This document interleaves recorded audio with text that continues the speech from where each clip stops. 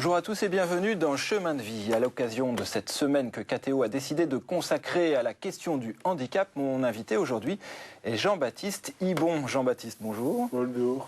Alors on va le voir durant cette émission, vous êtes IMC, infirme moteur cérébral, 3 lettres que vous n'aimez pas, mais 3 lettres qui finalement, au fil des ans, sont devenues un peu votre identité. On va le voir, ces 3 lettres aussi qui résument mal ce que vous êtes, parce qu'on ne peut pas résumer une personne à son handicap, au mal qui le fait souffrir. Vous êtes d'abord un homme, avec ses différences, comme tous les hommes finalement. Donc ensemble, nous nous interrogerons un petit peu la question de la normalité. Nous essayerons de savoir ce que c'est que la normalité. Vous allez nous dire qu'elle n'existe pas, la normalité. Vous en êtes la preuve, parce que chez vous, le handicap a un visage. On le voit tout de suite, vous ne pouvez pas le cacher. Mais vous allez nous dire aussi que ce handicap, finalement, et c'est paradoxal, c'est un peu la chance de votre vie.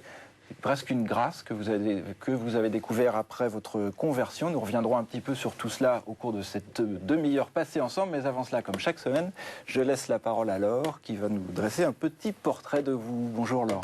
Bonjour Frédéric, bonjour Jean-Baptiste. Alors comme le disait Frédéric, vous êtes ce que l'on appelle un IMC, un infirme moteur cérébral, ou si l'on adapte, un intelligent monsieur au grand cœur. Tout commence pour vous en 1972 à Nancy, dans une famille catholique peu pratiquante. Et dès votre naissance, vous êtes marqué à jamais par votre handicap. Car en effet, dès l'accouchement, vous souffrez d'un manque d'oxygène qui génère des séquelles dans la zone motrice de votre cerveau. Mais malgré votre différence, vous rêvez de faire de la course automobile, mais surtout, et c'est cela le plus important, d'être comme tout le monde. Du coup, vous ferez une école classique et du scoutisme. Mais à l'adolescence, votre handicap se voit de plus en plus. Du coup, vous en voulez alors à Dieu, à la vie et aux médecins. Pour vous, le handicap et la maladie sont scandaleux et ne devraient pas exister. À cette époque, vous pensez même au suicide. Mais vers 18 ans, vous vous rendez à Paray-le-Monial pour une session de jeûne. Et là, votre vie, sans le savoir, va changer du tout au tout. Après une confession, vous vivez dans votre fort intérieur votre conversion, car pour la première fois de votre vie, vous êtes accepté pour ce que vous êtes. Et à partir de ce moment-là, vous trouvez cette joie de vivre qui jamais ne vous quittera. Et à partir de ce moment-là, vous trouvez votre vocation, être tourné vers les autres. Et oui, vous venez de prendre conscience que votre handicap est une valeur ajoutée pour vous et pour tous ceux qui vous entourent. Du coup, vous décrochez votre DEA en psychologie sociale et exercez alors votre métier de thérapeute et de psychologue auprès de particuliers ou de professionnels au sein d'un cabinet où vous y proposez une thérapie sur la différence. Et puis en 2001, vous avez 31 ans, vous épousez celle que vous aimez, Séverine. De cette union naîtra votre fils unique, Baudouin. Ce mariage est donc un tournant dans votre vie privée, mais aussi professionnelle, car vous vous mettez à votre propre compte. Et puis, quelques années plus tard, vous publiez Ivre de joie, avec le handicap, souffrir ou renaître. Un titre en rapport avec votre handicap, mais aussi votre état d'esprit. Car en effet, quand vous marchez, vous titubez et on pourrait penser que vous êtes ivre. Ce livre donc retrace votre vie au quotidien avec une bonne dose d'humour. Un livre qui nous invite à réfléchir sur la vie, mais surtout qui nous prie d'aimer l'autre tel qu'il est. Un livre donc qui nous remet bien en place. Et d'ailleurs, c'est avec humilité que j'avoue vous aimer pour ce que vous êtes et le message que vous faites passer. Alors Jean-Baptiste, j'ai envie de vous poser une première question. On est ici à la télévision, vous allez parler, on va vous écouter. Qu'est-ce que ça vous fait d'offrir à la fois cette image et puis cette voix avec ces difficultés d'élocution? Est-ce que c'est pas difficile pour vous? Parce que j'imagine que quand on est handicapé, on se pose toujours la question du regard de l'autre, du jugement, la peur du jugement. Est-ce que vous avez cette peur? Le regard qu'on pose sur moi est beaucoup plus difficile dans la rue. Ici, à la télévision, c'est vrai que nous parlons devant un petit écran, la caméra, mais je me demande même pas si ça va passer ou pas. C'est naturel et mon handicap est intégré d'une telle façon que c'est la réalité et il faut bien la montrer un jour. Et la télévision a tendance à planter un peu le handicap en faisant des Miss France et des Star Academy. Avec des gens parfaits, au corps Oui, superbe, enfin, oui. où tout est propre. Vous êtes un peu à contrarier, enfin, à rebousse-poil par rapport à cette image que véhicule la télévision. Enfin. Oui, et je suis heureux que Théo ait accepté d'enregistrer avec moi une émission. Ne vous posez pas la question de la compréhension, parce que vous en parlez dans votre livre des difficultés d'élocution, de cette silhouette un peu chancelante parfois. Il y a souvent des anecdotes assez drôles d'ailleurs. Vous posez cette question de la compréhension? Oui, tout à fait. Mais c'est à moi à trouver des moyens, des repères pour capter cette attention. Et pour trouver, utiliser mes mots, j'essaye toujours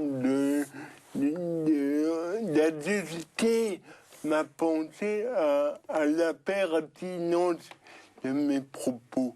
Bon, bah écoutez, on va le voir durant cette demi-heure. On va découvrir la première photo que vous avez eu la gentillesse de nous apporter. C'est une photo qui donne un petit peu un éclairage sur une étape de votre vie. Il s'agit de l'enfance, on va la découvrir dans une seconde. Vous avez une douzaine d'années, vous êtes scout. C'était important pour vous d'être scout, j'imagine. C'était l'idée dans votre enfance d'avoir une enfance normale, entre guillemets, comme tout le monde, et de ne pas appartenir au clan des handicapés. Parce que de refuser à cette époque mon handicap. Je ne voulais pas le voir, mon handicap, alors qu'il était visible. Et c'est l'autre qui me le révèle. L'autre révèle le handicap. L'autre révèle notre différence. Mais si on est tout seul au monde, il n'y a pas de différence. On se ressemble à nous-mêmes. Mais c'est toujours l'autre qui manifeste le handicap, la diversité. Vous en avez souffert? Vous avez eu une enfance heureuse? Oui, mais c'est vrai que le premier regard est toujours difficile, et je ne me ferai jamais d'ailleurs. Mais dans la mesure où je suis présenté, où il y a un contexte qui m'entoure, je peux vraiment être libre moi-même dans ce contexte. Dans la rue ou ailleurs, il n'y a pas de contexte. Je suis un titubant, un bonhomme livré à lui-même. Donc j'en reviens à cette question, c'est quand même difficile le regard de l'autre. Oui. Ouais. Oui. Ici, vous voulez dire que vous êtes dans un contexte qui fait que vous êtes à l'aise. Je vous repose la question dans votre enfance, parce que là, il y a cette volonté de se battre pour être scout, pour être comme tout le monde. Il y a aussi eu la volonté d'être inscrit dans un collège ouvert à tous, pas une institution spécialisée. Vous avez passé votre enfance, on a l'impression, à vous battre contre votre handicap pour afficher une identité quasi de non-handicapé. Oui, mais petit à petit, je me suis rendu compte que être comme tout le monde, qu'est-ce que cela veut dire? C'est toi c'est toi le monde. Et on est tous uniques et différents. Et vivre avec la différence d'autrui, c'est difficile. Ça peut devenir une richesse dans la mesure où on reconnaît cette différence, l'apport de cette différence. Et d'ailleurs, c'est tout l'accomplissement de mon travail en ce moment dans ma vie professionnelle. La reconnaissance de la différence, on va voir ça tout à l'heure. C'est vrai que c'est aussi un chemin intérieur que vous avez fait, presque une conversion qui vous a aidé à comprendre et à accepter votre différence, à vous aimer. On verra ça tout à l'heure. Là, on va découvrir la deuxième photo. On va le voir. On parlait de différence. Alors là, ça va assez loin quand même. Vous faites du kart, c'est un rêve d'enfance de piloter, et vous faites du kart, mais plus encore, vous accompagnez des enfants qui vous sont confiés par des parents. Alors là, c'est l'image de la normalité, on est en plein dedans. Vous accédez à un sport automobile a priori réservé aux gens toujours entre guillemets normaux. Quand j'ai monté cette association qui s'appelle Carte Évasion Intégration, que j'ai un peu mis en suspens depuis une dizaine d'années parce que je n'avais plus le temps de m'en occuper. Mais le kart, je faisais des baptêmes de karting pour des enfants dans des kermesses d'école. Et quand je suis au volant de mon karting, mon handicap, on ne le voit pas tellement. Et les parents n'hésitaient pas à me confier leur bambin. Je ne suis pas sûr qu'ils l'auraient fait en me voyant debout et ailleurs. Là, encore une fois, il s'agit bien du contexte qui permet d'exprimer la différence, le handicap, et que cela devienne une valeur ajoutée. Mais en même temps, cette différence vous a fait souffrir. Laure le disait, vous avez un moment à la fin de l'adolescence pensé presque au suicide, en disant, comme j'ai ce handicap, je suis aussi propriétaire de ma vie et je peux en faire ce que je veux, décider de la stopper. La différence fait toujours souffrir. Pour moi, la souffrance, c'est le décalage entre ce que je suis et ce que je désire être, ce que j'imagine être et que je ne suis pas du tout. Donc, quand on continue à être dans cette ambivalence, il n'y a pas une unité dans la personne. Et on est ce qu'on voudrait être. Et c'est ça le principe de réalité que j'essaye de montrer à droite, à gauche, et dans mon travail, dans ma famille, dans mes relations. Vraiment, cette unité. Et au niveau de normalité, la normalité existe. Et pour ma part, j'appartiens à deux normalités. Avec un niveau bac plus 5, je suis niveau cadre. Donc je suis dans la normalité des cadres. Mais du fait de mon handicap, je fais partie de la minorité des cadres. Et j'appartiens aussi à la normalité des personnes handicapées. Parce que je suis reconnu travailleur handicapé, j'ai des aides pour vivre, mais j'appartiens aussi à une minorité dans cette majorité. Et quand on appartient à deux minorités, à la fois, la vie est difficile. Il faut adapter cette dernière. Tout est relatif, ça dépend en fait du regard que l'on peut avoir sur soi et sur le monde. On va découvrir la dernière photo, il est question aussi de normalité. Finalement, sur cette dernière photo, vous êtes en compagnie de votre femme. Donc c'est l'image là c'est le couple, et puis vous avez aussi un petit garçon qui s'appelle Baudouin, qui a 5 ans.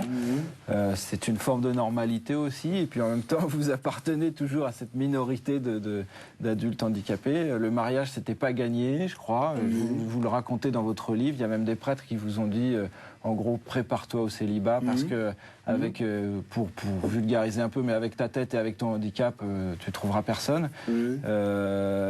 Et ça m'a vraiment aidé qu'un prêtre me dise ça, parce que je des réalités que c'était dans la mesure où on s'appréciait nous-mêmes et où on s'était intégré vraiment nous-mêmes sans courir derrière l'âme sœur, entre guillemets, qu'on peut être heureux.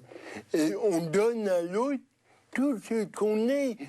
On ne cherche pas l'autre pour ce qui peut nous apporter de plaisir, de jouissance.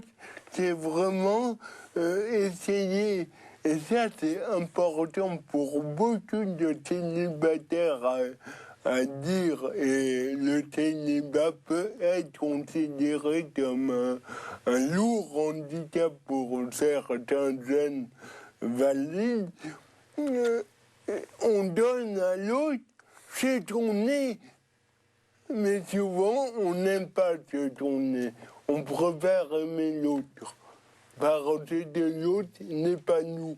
Donc, c'est peut-être plus facile à apprécier. Mais ça peut être une erreur. Ça, le fait d'accepter et même d'aimer ce que l'on est avec le handicap, vous l'avez compris finalement au moment de votre conversion, vous êtes converti à Paray-le-Monial, enfin, pour schématiser, suite à une confession. C'est là que vous avez compris que vous pouviez vous aimer avec ce handicap. Et que le Seigneur m'appelait à m'aimer pour aimer les autres. Mais on préfère aimer l'autre avant de s'aimer soi-même. Comme si s'aimer soi-même était de l'égoïsme. Mais si l'amour de soi est justement tourné vers l'autre, ben, il n'y a pas du tout d'égoïsme. C'est justement un tremplin identitaire, l'amour de soi, pour aller au-delà. Et je crois que le handicap, que la mission du handicap au cœur du monde, même si le handicap est une horreur, un scandale, c'est aberrant, ça ne devrait pas exister, ben, c'est une invitation à l'amour. Ça invite l'autre à aimer. Pourquoi ? Parce que quand on est dépendant, on est toujours obligé de demander de l'aide à l'autre. Entre des personnes valides, ils n'ont pas nécessairement l'utilité de demander de l'aide.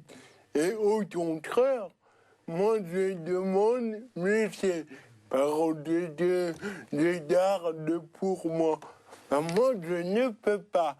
Et beaucoup de mes confrères, aussi de mes collègues handicapés, sont obligés de demander de l'aide. Et demander de l'aide, ça invite l'autre à se donner. Et l'épanouissement de la personne au cœur du monde, c'est le don de nous-mêmes. Donc, la personne handicapée, sa mission, c'est d'inviter l'autre à donner le meilleur, comme elle le fait d'ailleurs. Le handicap, c'est un aimant, pour prendre une image. Et un aimant, ça attire fortement les deux pôles complémentaires et ça repousse violemment les deux pôles similaires. Ben, c'est exactement pareil, le même processus. Bon, ben, Jean-Baptiste, je vais lire un petit peu, c'est la dernière phrase de votre livre, et puis après je vous proposerai un petit témoignage sur lequel je vous demanderai de réagir.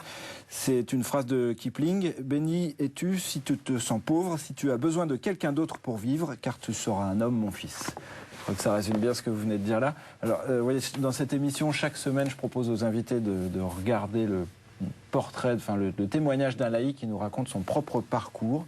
Cette semaine, il s'agit de Marianne, une professeure d'économie qui a subi un grave accident de la route lors d'un voyage au Chili. C'est une interview réalisée par François Lespès. Moi, j'ai eu un accident de voiture très grave au Chili. Je suis restée d'abord entre la vie et la mort. Je me souviens que j'étais dans une chambre noire, sous respirateur. Je ne savais même pas ce qui m'était arrivé. Et il y avait un prêtre jésuite qui nous accompagnait au Chili, qui m'accompagnait. qui est venu me donner le sacrement des malades. Et je me souviens que je me suis dit, mais je revoyais tout à coup mon catéchisme et je me suis dit, mais c'est sacrement des malades, de l'extrême onction, comme on appelait dans mon enfance, c'est que je suis dans un état très grave. Et il m'a déposé le Saint-Crème au creux de ma main, il m'a dit quelques paroles, et j'ai entendu, moi, intérieurement, cette épreuve est trop lourde pour toi, je me mets en dessous et je te porte. Et c'est vrai que dans les semaines, les jours qui ont suivi, j'ai entendu le médecin dire à maman, qui était arrivée de Belgique au Chili, votre fille a peu de chance de reparler, de remanger, de re-respirer par le nez. On m'avait fait une trachéotomie. Sachez que le diagnostic est lourd. Et moi, j'étais les yeux fermés, je ne bougeais pas parce que j'avais pas la force, je pouvais pas dire, mais j'entends tout, c'est pas vrai. Mais j'avais cette paix intérieure, avec ce sacrement des malades, que rien de grave pouvait m'arriver. Et même si ma vie avait été détruite, que j'aurais pas pu reparler, j'étais sûre à travers ce sacrement des malades que j'avais un avenir, même s'il était autre. Et à ce moment-là, j'ai écrit une lettre à celui que j'aimais pour dire, je ne sais pas dans quel état je ressortirai de cet accident. Ne te crois pas obligé, parce que j'ai eu cet accident, à l'engagement qu'on s'était dit entre nous. Quand on a pu me transporter en avion sanitaire, je suis revenue en Europe. On a continué de me soigner en Belgique. Et là, à la sortie de mon hôpital, celui que j'aimais, donc Hubert, est venu et il m'a demandé en mariage. Et moi, à ce moment-là, je parlais toujours pas, parce que j'avais donc les cordes vocales qui avaient été sectionnées, les pics de taragé, donc on m'a tout refait. Et je ne pouvais pas lui répondre avec des mots. Et en même temps, je sentais qu'il fallait que je dise oui. Une semaine avant le mariage, je revois le médecin qui me suivait pour la gorge. Et il me dit, mais on avait prévu encore 2-3 opérations parce que j'avais une des cordes vocales qui ne fonctionnait plus, dont on n'avait pas retrouvé le nerf dans l'opération. Et il me dit, mais je comprends pas, vos 2 cordes vocales fonctionnent. Alors une beaucoup moins bien que l'autre, mais elle refonctionne. Et il me dit, j'ai jamais vu ça. Il dit là, la seule explication, c'est qu'il devait rester un tout petit nerf, un tout petit fil, et que par elle-même, en plusieurs semaines, plusieurs mois, ce nerf s'est reconstitué. Et vous retrouvez la parole. Et c'est comme ça qu'aujourd'hui, j'ai une autre parole, c'est-à-dire que j'ai une voix un peu rayée, alors on me demande si je fume, si j'ai un rhume. Je dis non, j'ai pas ça, simplement, j'ai un larynx avec des cicatrices. Mais ça ne m'a pas empêché dans la suite d'être professeur d'économie, d'enseigner. Et on se dit, mais c'est ça notre vie, elle est ouverte, elle est pleine de surprises, elle est pleine d'imprévus. Mais dans ces imprévus, c'est Dieu qui vient à notre rencontre. Alors Jean-Baptiste, une réaction, qu'est-ce qui vous a touché? Qu'est-ce que vous retenez de ce témoignage? La puissance des sacrements. Et en particulier, là, le sacrement des malades qui donne la force quand on en a besoin, avec un handicap, avec une maladie. Et c'est pas miraculeux, peut-être le miracle ne viendra jamais, mais c'est petit à petit. C'est vraiment une appropriation de ce que nous sommes. Et les sacrements nous y aident. C'est un enracinement. Pour moi, les sacrements, c'est comme la mémoire de l'âme. C'est tout le fondement de la vie qui nous est donné et qui nous permet de nous rappeler notre existence, le sens de notre existence. C'est le sacrement qui vous permet de vous rappeler le sens de votre existence. Oui, tous les sacrements. Les 7 sacrements permettent que ça fait la mémoire. La mémoire de la vie, de l'âme. Au-delà de votre fonction sur Terre, presque, de père de famille, de... Oui, tout à fait. Et ça, c'est un peu tout le rôle de ma recherche en tant que psychologue d'articuler péché, toulouse et foi. Ok, ben Jean-Baptiste, merci beaucoup. Il faut qu'on conclue. Il faut que l'on conclue, pardon. Je rappelle le titre de votre livre, Ivre de joie, aux éditions de l'Emmanuel. Merci pour votre témoignage. Quant à nous, on se retrouve la semaine prochaine avec un nouvel invité. Bonne semaine à tous et à très bientôt. Au revoir.